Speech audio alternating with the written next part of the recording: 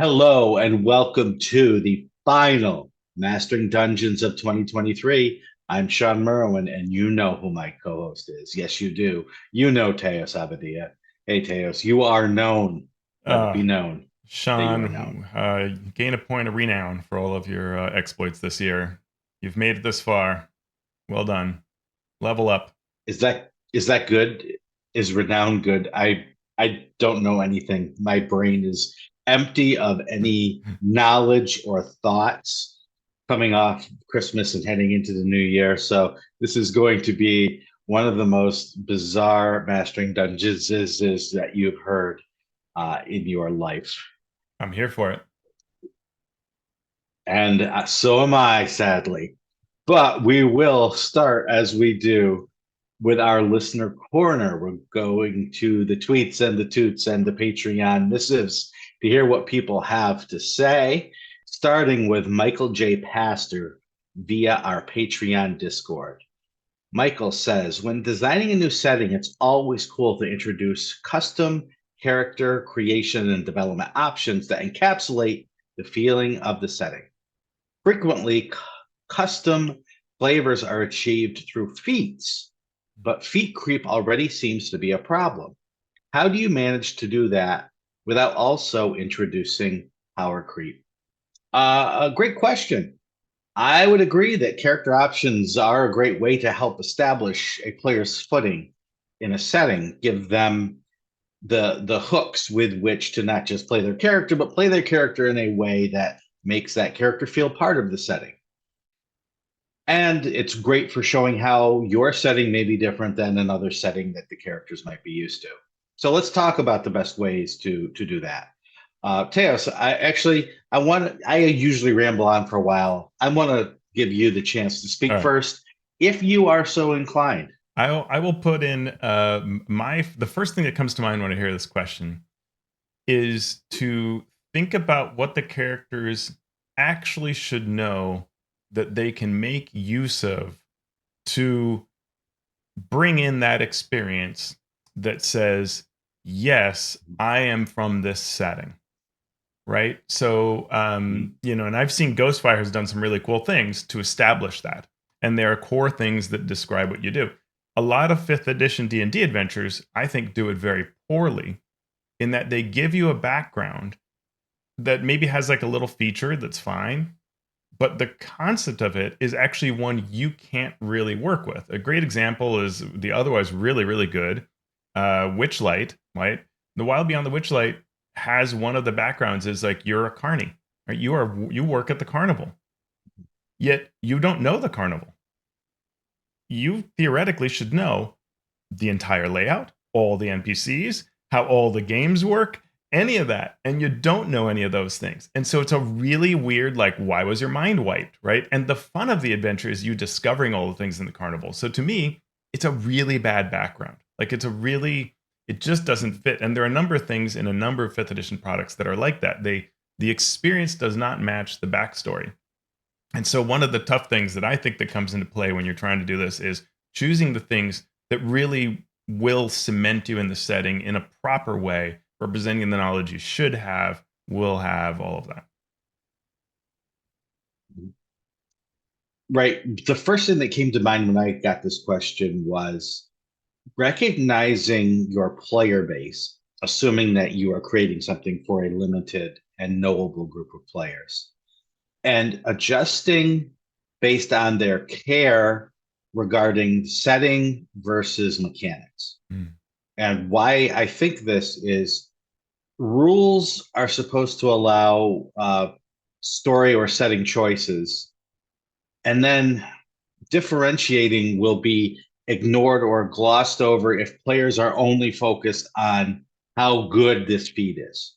Sure. So if you think you're creating a set of feats that really speak to the setting, but they are either too weak that no gamer worth their salt would take them, or they're so powerful that everyone's going to take them, you're losing the power that that rule, whether it's a feat or anything else, has to bring your character into the setting.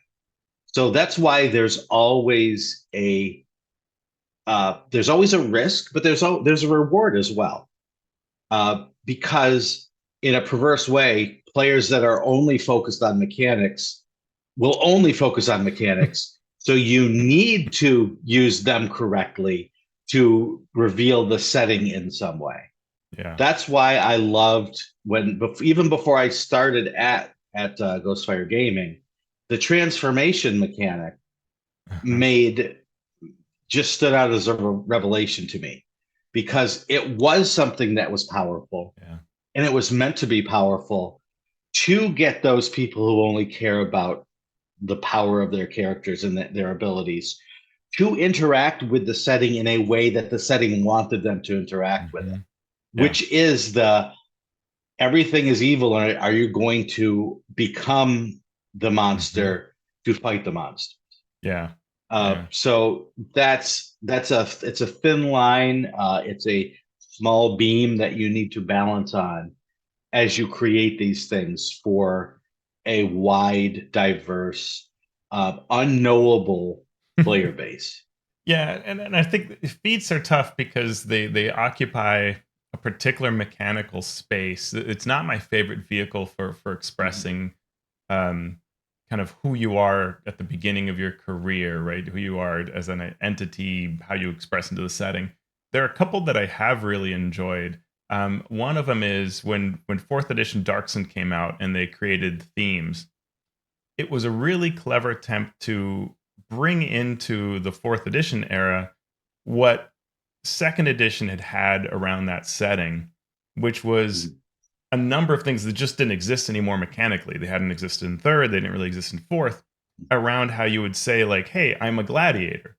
And so it's like, well, do you make a gladiator class? But then when you thought about, a lot of times you expressed yourself as a gladiator, but you were also a fighter or a wizard or something like that. And similar, you might be a wizard that is a preserver or a defiler. So there are a lot of sort of like, are we creating tons of classes? What do you do? And the solution was build a theme that everybody gets. And it was sort of a free little add-on piece.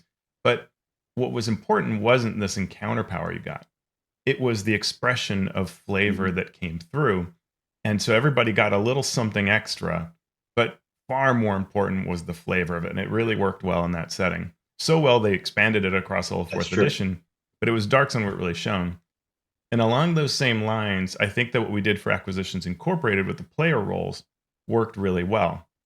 It's something extra, but not powerful, right? It was more exploration type capabilities, story type capabilities, but it asserted your role within this organization. I'm the person that tracks the loot. I'm the person that is in touch with headquarters. And so it reinforced these roles from the very beginning without any real power creep at all, but it created this sense of flavor and naturally catered to certain players. And that brings up the most important point, I think, which is how is your setting different from a typical standard high fantasy, sword and sorcery, gritty, realist setting that's out there? Because we've seen all the different flavors already. We know examples out there. So how yours differentiates itself in tone or in flavor can then be shown through these rules. If your setting is just like every standard D&D setting, except there's technology, then what's the most important part of that you want to create rules for? Probably equipment and feats or class features or something that lets you interact with that equipment. So that's where you want to focus your rules adjustments or rule creation on that. What if your difference in your setting is biology? Rather than having elves and humans and stuff, that you have something totally different. Well, then you're going to want to focus your rule differentiation on race or species or heritage or whatever term you want to use to cover that. That's what we did with Aurora, which just came out in 2023 after being kickstarted last year. We said there are no races except for dragons and kin of dragons. So you are a completely unique being. You don't have a nice species package like the 5e rules normally do. You are going to make your own species, your own biology through picking traits from these various things. Now, those traits you could call feats. We call them traits because they're not as powerful as, or shouldn't be as powerful as a regular feat in 5e, but they're there for you to do that thing. And that is one of the first things that you do. And we hope one of the first things that rings the bell in your head that, okay, this setting is going to be very different than anything played before. If the monsters are the things that are most different, then those differences should be expressed through the monsters that the DM plays with and how those monsters interact with the characters. This is what we're doing with an upcoming project I'm in called Surviving Strange Hollow. There's a link in our show notes, but it's published by Accidental Cyclops. And so if you look at Surviving Strange Hollow, you can go and actually sign up to be notified when the Kickstarter launches. But this is all based on art from an artist named Emily Hare.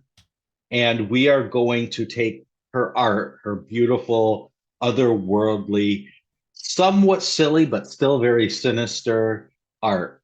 And we are going to make a completely different way for you as the game master to run 5e and then deal with the ramifications of this land and these monsters that are in it. So that's where all the focus is going to be. The DM is going to have many more toys to play with, but we also then need to focus on what does that mean for the players and how are they going to experience that. So the monster design will have to be different. So focus on that, focus on the differences, and then put your energy toward the place, the friction point where that difference meets the game. Yeah, that's great. That's fantastic. And I would, you didn't even mention Agents of the Empire, which I also thought was a neat way of saying, what are the tweaks we would make to make everything feel like it's about spies, and that's that same kind of care. And I think that's really what it's about, is going back to the drawing board, taking a big view of the game and the setting and thinking, how do we need these expressions to exist? And what is it that I'm doing at the character level, right? Is everybody getting a feat that reveals what your clan is? Okay, does that work for all classes, right? What is it that I'm doing? Should everybody just get a feature that does this? What is more important? Do I need a mechanical thing at all? Maybe I just need a story basis, right? Maybe it's the fact that I can call upon the wisdom of the people that I work with, or I can summon allies, or if it's a political, like you could imagine a Baldur's Gate setting where it would be which of the 3 parts of the city are you from? Right? And that could be the piece that you're driving, because you're going to have a super political Baldur's Gate experience campaign. And so you're going to give them, you're either low or mid or high, or you could even subdivide it further, the docks, whatever, you could really specify it outside, the outer areas, and that could be a piece that really interacts. Every time you are in one of these parts of the cities, you'd have, somebody who doesn't quite fit in and somebody who does. Lots of opportunities like that, but you want to step back and really think about what is the appropriate mechanic and why is it, and why is this actually going to create good behavior at the table? Yeah. And ask yourself, is less more? Is taking away options rather than adding new options a better route for you to get to the point you want to be at for your setting? Absolutely. Sometimes that's the simple thing. There are only humans in this world. Okay, good. We've gotten to a point now where we can say we've cut out a lot. Now we can add back to it. But that's going to be the point we start at and move forward from there, with less being more for this particular set. Yeah. All right. We have another question coming in from Kurt Ugle, 4576 via YouTube. Over the past decade, we have often seen a spike in the quality of RPG writing and language. Even when there are errors or failures, Wizards of the Coast, Pathfinder, Cobalt Press, MCDM, etc., are putting in a lot of effort. Is this raising expectations for the audience? Is this showing the way to success for smaller producers? Is care and consideration in writing affordable? Over time, Mastering Dungeons has become a masterclass on this topic, so thank you. No, Kurt, thank you. Honestly, I'm going to take the last question first. Is care and consideration in writing affordable? Honestly, in the role-playing game industry, no, it's not. Because there is a very, very limited amount of audience and money coming in, and perfection takes time, especially in a print product, especially in a print product as complex as a role-playing game book, where you have text and art and rules and a very careful layout and play testing and sensitivity reading and et cetera, et cetera, et cetera. Unbelievable amount of time, unbelievable amount of resources. And what do time and resources cost? Money. That's pretty much the simple answer there. I cannot tell you how many iterations that a product as simple and small as Peril and Pinebrook took. And only one company could have given that away for free based on the amount of time and resources that went into it. Yeah. There are companies that can reach a scale where the audience is big enough to cover those costs, right? Some like we saw with Wizards back a few years ago, where Wizards and Hasbro were saying Wizards is so efficient. And it's because they are able to, if you can get that one set of writing, the one set of art, the one set of editing and development and all those things to then propel many, many, many sales, well, then it becomes efficient, right? But unless you can reach that really high bar, right? MCDM, right? With the number of people backing the Kickstarter, Ghostfire with their products, anything that's at that scale, well, then you start getting into this place where it can be true. But outside of those, it is really hard for it to work, right? And it takes tremendous factors to achieve that area, right? Like somebody at the individual level is, Mike Shea, right? Who can get enough sales from enough ways that then that efficiency is reached again. It's extremely difficult. And if you take any product on the DMs Guild, it's generally not hitting that, right? There are a few that are, but especially with that 50% royalty cut, to an extremely small number of products are able to get anywhere close to an efficiency. And most people, even who look like they're successful, will later admit, well, I never paid myself, or any number of things. There was just a person sharing the other day about their finances. And as they have, I think every year for as long as I can remember, they have shared how on one hand, it looks like very high revenue. And then they say, well, I've paid myself about $4,000 a year. And they're spending so much effort on these, on all of this, on trying to hit that quality level. And so it is unfortunate because the expectations of the industry of the customers is very high, because they expect everything to look like Wizards of the Coast or Free League or some Modifius that have just gorgeous, gorgeous books, and that is incredibly, ruinously expensive even. And so the next question, I'm sort of paraphrasing, is more competition and more great products by these companies raising the expectations of the audience or raising the quality of the work? And it's yes to the first question. It is raising expectations. Is it raising the quality of the work? Not really. Not, at least not in my opinion. Right. The DMs Guild initially was a place where if you wrote a good bit of rules, adventure, text, you could sell it, even if there was no art, or even if you only had very limited art.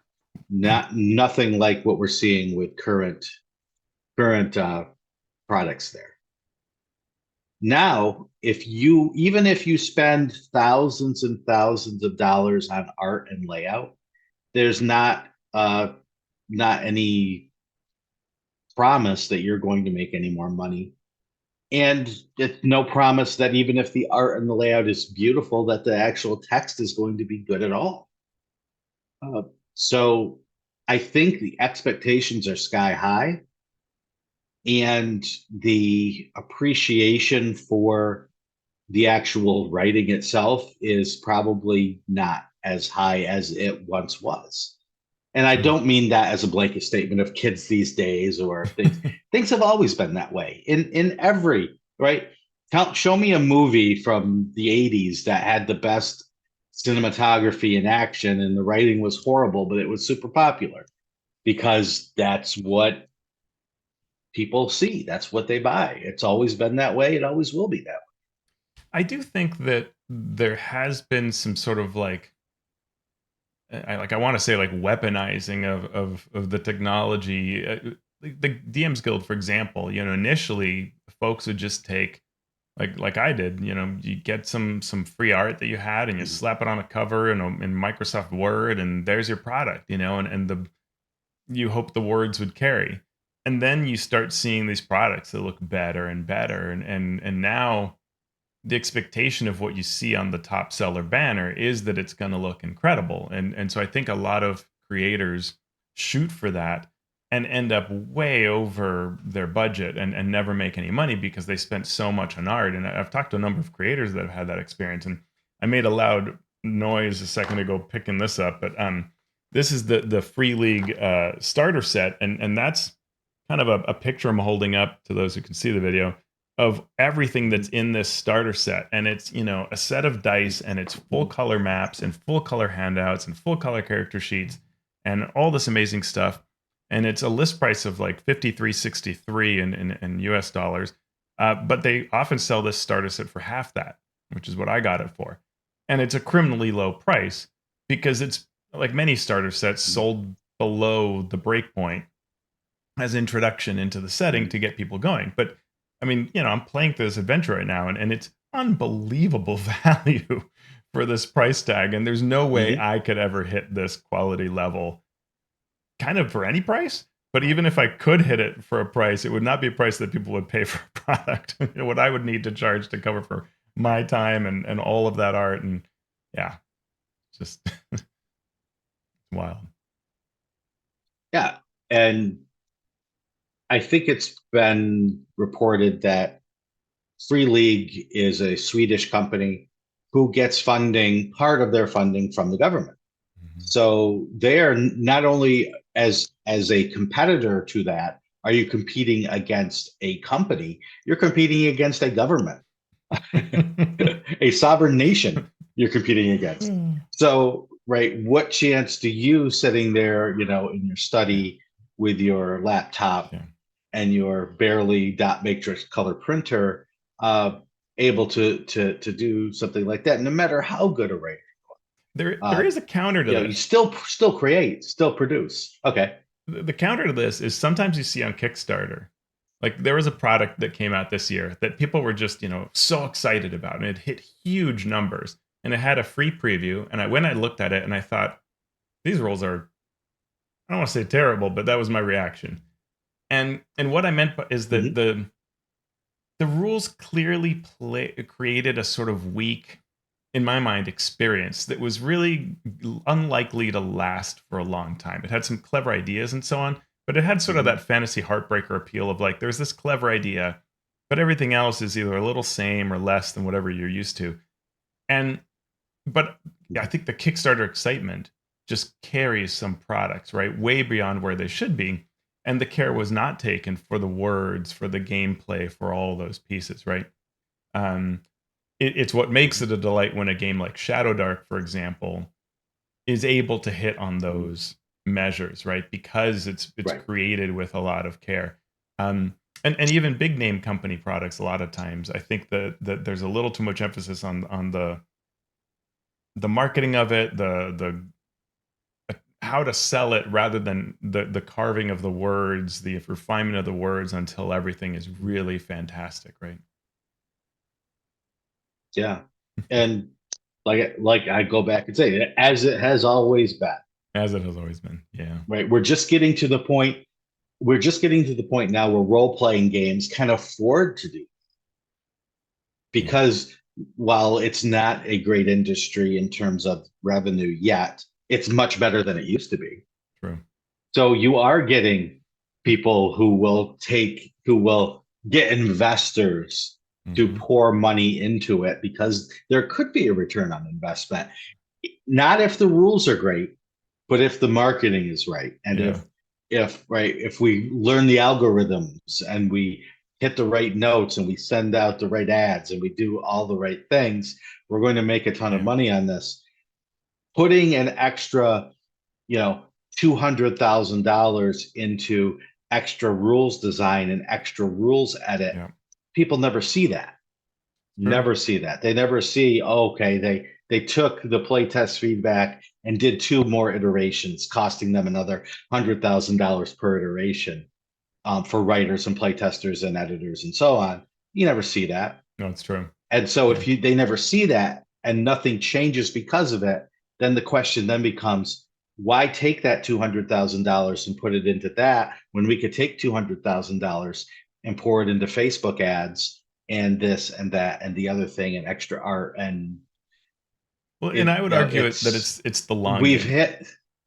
I would argue that there is a reason, right? Because when you hear, like it's amazing to look at the book scan numbers for Spelljammer, and for a product that sort of on the internet had a lot of negativity around it, or at least say medium level contentment. It sold really well initially. Without more data, it's hard to tell how it did long term, but it probably did pretty darn well. And so the question is, is there any reason to invest in making the adventure better, the rules better, giving people the things they expected out of the product? But I would say that over time, the answer becomes yes, right? Because over time, people start to think of like, well, I don't know that Products and Wizards are that much better than anyone else's, or I don't think they're better than anyone else's. And that's an attitude you want to not have if you're Wizards, right? You want people thinking of your products as the best. And there's only so much marketing that will have that over time. Over time, the marketing is the marketing, and people may still buy it. But if they are saying, well, if you really want good rules, you turn to these other folks, that's a loss, right? Maybe. Mm-hmm. It may be. Now, each industry is going to be different. With Wizards, they may be safe, right? They may be safe putting out absolute garbage because there is no one else who can advertise on their level. Right. Now, yes, they don't want to put out garbage. Right. Which is why they work hard not to. Exactly right. But I have seen lauded, praised, award-winning content that was absolute trash. Yeah. But even game designers were like, oh, this is the best. And then I realized they never read that. But this was what they heard people say. Yeah. And therefore, at the Ennies, there are people who had no right to be standing up on stage accepting awards, standing up on stage accepting awards. Right. And it's just, it's the nature of entertainment. It's the nature of consumer, consumer, I don't want to say capitalism, but just consumerism in general. But I do think that, to the extent, going back to the core of that question, that it's all of these things are a bit of a dance, right? Expectations in many ways do go up, but at the individual level, you can't keep up with that. And the smaller you are, the more that you're unable to have marketing or glossy things carry the product. The product is what you're going to have to fight, tooth and nail for folks who like what you do. And it will matter that they like what you do more, unless you somehow vault into the ultra successful Kickstarter because people just like that shiny thing. But you can't just pray for that, right? Those are low odds. Yeah, for sure. So thank you for those questions. Now to our news and commentary section, where we start with a little happy news, where we saw Shawn Astin and Elijah Wood playing Baldur's Gate 3. There was a short video put up from Larian where Shawn and Elijah, obviously actors from Lord of the Rings trilogy, were playing Baldur's Gate 3 and sort of interacting with each other and interacting with the game. And it was kind of a cute, feel good, sort of funny look at them because they kept, going back to the Lord of the Rings jokes and and but also interacting with the game in a fun way. So it was neat. That's awesome. I haven't watched this, but I will have to do that. I did. My son and I Yeah, are planning on trying to do a playthrough of the game, so we're gonna pick it up soon, and okay. yeah, so I'm excited about Yeah, that. the video is super short. It's not like this Uh-huh. huge 20-hour playthrough. It's like 7 minutes or something, but Okay, it's great. it's sort of it's a neat little celebration of both Baldur's Gate 3 and Lord of the Rings. So Awesome. check that out. Our friend Scott Fitzgerald Gray has put out for us a free RPG that he calls Core 20. The Core 20 RPG, you can download the rules for free on Scott's website at core20rpg.wordpress.com. He's been showing previews of his rules over the last few months, and now you can download the full versions of the Core 20 Player's Guide and the Core 20 Magic Grimoire.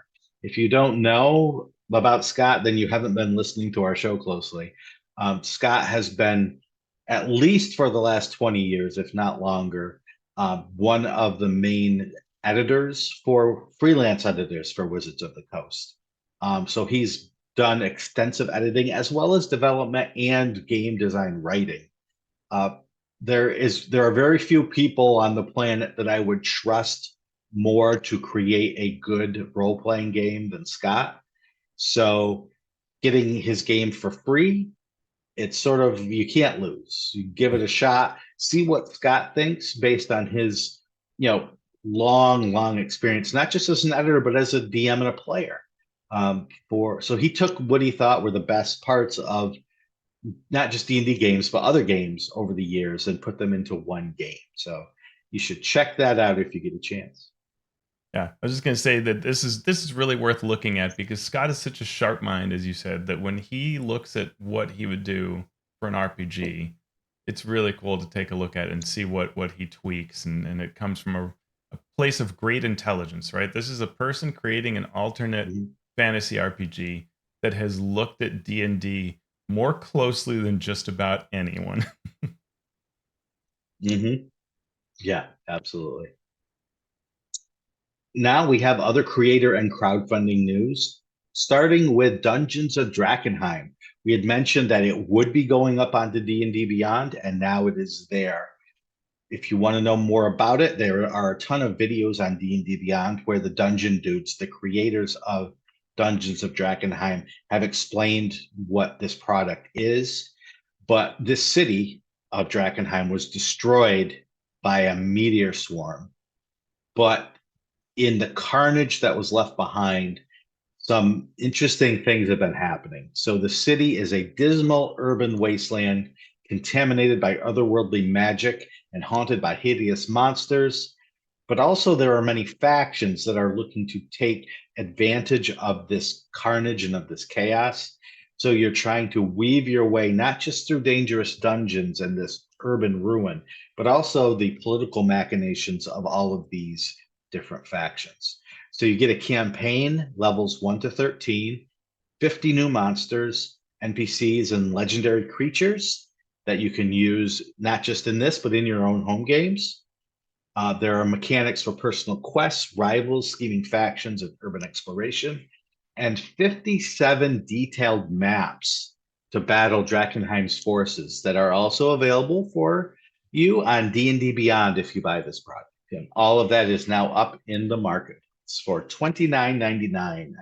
Next, we have Green Ronin, who has announced a Valiant Adventures superhero role-playing game.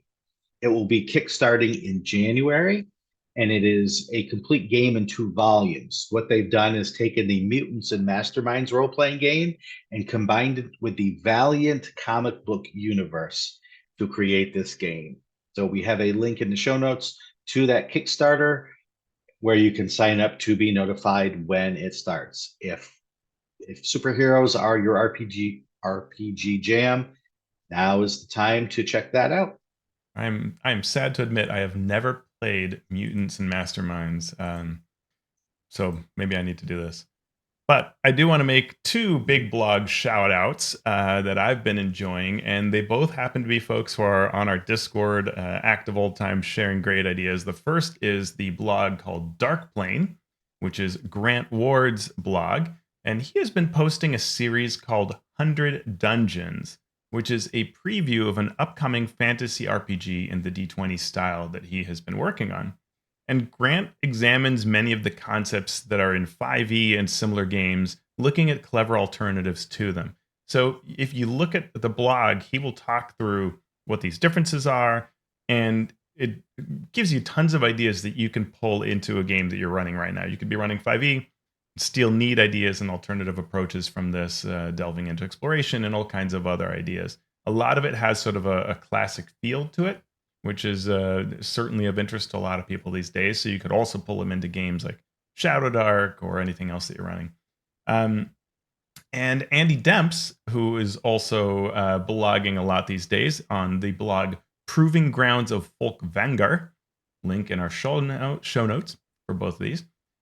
He has everything from an excellent PAX Unplugged overview, where he talks as a person who is part of a booth with Elderwood and their booth efforts there, to then he has blog posts on miniatures coverage and all kinds of other interesting topics. For example, a post called Woodwolves, where Andy examines how to present material for 5th edition, Shadowdark, and basic style D&D all side by side.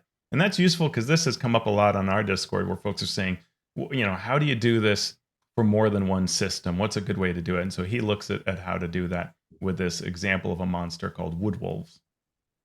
Awesome. That is our news section for this episode.